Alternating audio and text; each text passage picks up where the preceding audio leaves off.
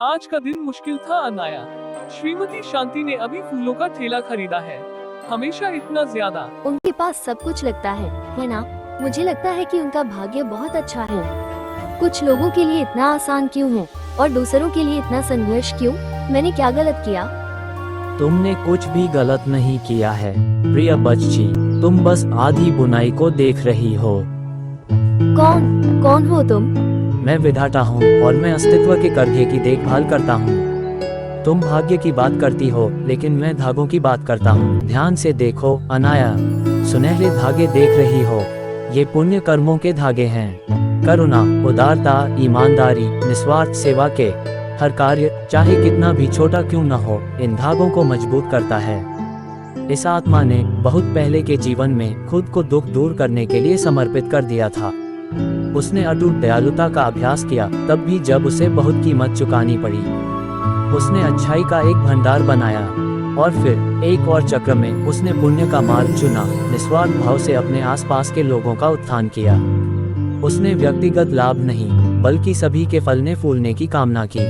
ये श्रीमती शांति है अपने पिछले जन्मों में। वास्तव में उसके वर्तमान जीवन में तुम जो प्रचुरता देख रही हो वह कोई यादृच्छिक भाग्य नहीं है।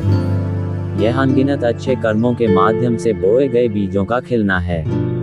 आराम, सहजता, उपलब्धियां, ये उसके संचित पुण्य के फल हैं, उसकी सावधानी से बुनी हुई कर्मिक टेपेस्ट्री। और ये धागे ईर्ष्या, लालच, दुर्भावना और स्वार्थी कार्यों से पैदा होते हैं।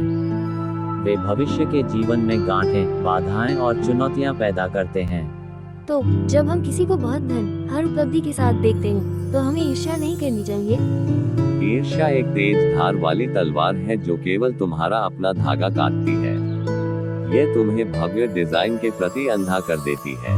जब तुम प्रचुरता देखो तो समझो कि यह अथक प्रयास का प्रमाण है, हालांकि वह प्रयास तुम्हारी वर्तमान स्मृति से परे किसी समय में हुआ होगा। दुनिया को उन लोगों से ईर्ष्या नहीं करनी चाहिए जो प्रचुर है, बल्कि दुनिया को सार्वभौमिक नियम को पहचानना चाहिए कि जो बोओगे वही काटोगे।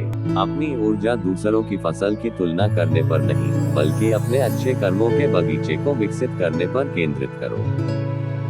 तो अगर मैं अपने अच्छे कर्मों को बनाने पर ध्यान केंद्रित करती हूँ, अगर मैं पुण्यात्मा और दयालु हूँ, तो तुम्हारी अपनी टेपेस्ट्री लगातार बढ़ती सुंदरता के साथ चमकेगी। जरूरी नहीं कि भौतिक धन के साथ ही, हालांकि वह अक्सर एक स्वाभाविक उपोत्पाद होता है, बल्कि आंतरिक शांति, गहन संतुष्टि और सूक्ष्म आशीर्वादों के साथ जो इस जीवन और अगले में सच्चे आनंद का मार्ग प्रशस्त करते हैं।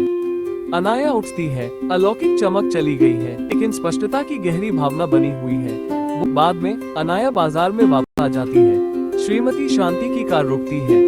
तुम्हारी पेंटिंग आज बहुत शानदार है, उनमें एक नई रोशनी है।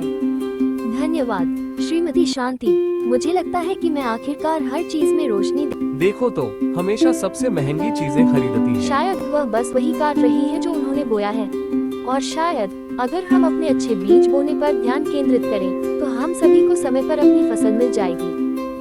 अनाया अपना ब्रश उठाती है और पेंटिंग करना शुरू कर देती है। उसके स्ट्रोक अब एक नए उद्देश्य और खुशी से भरे हुए हैं। उसके आसपास की दुनिया एक सूक्ष्म, सामंजस्यपूर्ण ऊर्जा के साथ गूंजती हुई लगती है। अदृश्य करघा बुनाई जारी रखता है। कर्म ही सत्य है।